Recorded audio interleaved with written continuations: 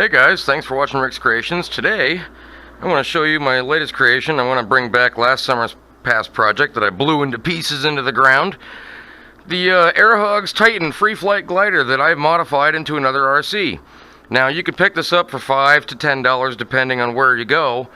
They've marked them down even cheaper in some other places, but this is my belly landing plane version. I've got the propeller on the top, and it's only a 3-channel mod. It's only got the rudder and the elevator in the back. Well, I always wanted to try one with ailerons. So I did this one last year, and it broke there, and it was a beautiful explosion of styrofoam. So I'm going to try it again, but this time no landing gear, a little bit lighter motor, lighter battery, same voltage, same power, it's strange enough to say that. Now, a few things I want to show you is I did the magnetic door for the inside. My receiver is down in here. I've got the way I hollowed this thing out is what I did was I fashioned out of a solder gun some household heavy bendable wiring so you can shape it to whatever shape you need, stick it right in where the soldering tip used to be, and you've got yourself a homemade foam cutter, which comes in very, very handy. That's how you see that I get all these smooth contour cuts. And as you can see, these magnets, little rare earth magnets here, literally grab it right out of my hand. And it's pretty strong. I mean, I don't have to worry about the wind blowing in here and popping that off while I'm flying. But anyways, so I've got 4-channel mod on this one. Nose mounted propeller. So that means with the 4-channel mod, I have the ailerons this time. So what I did was I installed some fiberglass spars into the wings. Now, these are wings that I made last summer. This is all I have left of the original plane of that disaster. So I kept the wings. I didn't have to make these again. And I've got the 9-gram micro servos in here. I believe they're Tactic. And the other thing that I did was I didn't like that these just popped into the foam body. What if I'm flying and one wing pops out one side or the other? So I ran a fiberglass spar through. And as you can see, the fiberglass spar goes into this little wooden block. And as you tighten the screw down, that locks that spar from coming out. You put this into the other side, it hits that block, you tighten that screw down, and voila. There you go. Now, it's a little bit of a pain to get this through here because you've got this plug you got to feed through first. So I'll probably skip the video right here and fast forward to the good part.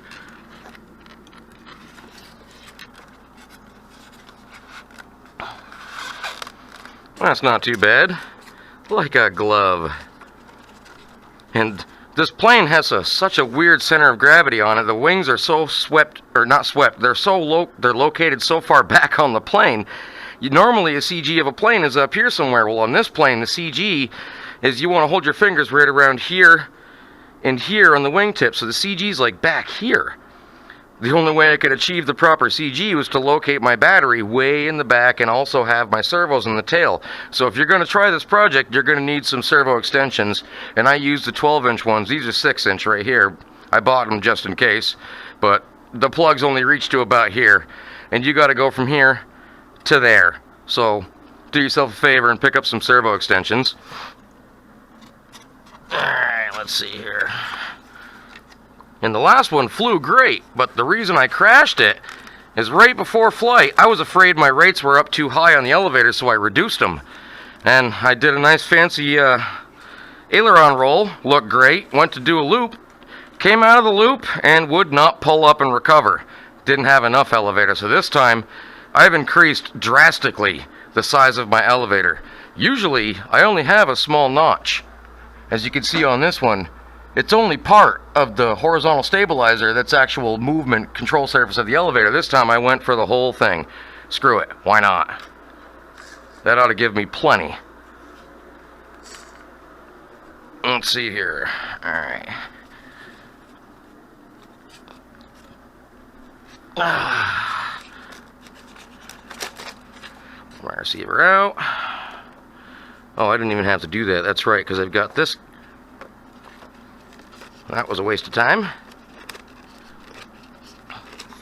Now, I wouldn't recommend having this there for flying. Having the receiver that close to the ESC is bad. The receiver can pick up feedback from the ESC singing. The beeps and the tones and everything. It messes with it, and it'll make your control surfaces go all out on the fritz on you. So the receiver is going to be located in here. I'm not completely finished yet. I also have to put some Velcro down in to hold the battery, so when I go inverted, it's not going to plop out on me. Right now it's just kind of resting in there. Let's power it up, and I'll show you how I've got, hopefully I've got the ailerons right. I'm going to have to mark those plugs. Power on and transmitter. And as you guys can see, I've got the plug running all the way through the inside, so you don't see any wires on the outside. That's my whole thing for this plane. I was trying to make it look as scale as possible, not look like a Frankenstein with wires and speed control sticking out, but at the same time keep the speed control cooled. Come on. Yeah. Beep, beep, beep. There we go. Oh yeah, plenty of elevator, plenty of rudder. Well, for some strange reason, I'm not getting my ailerons.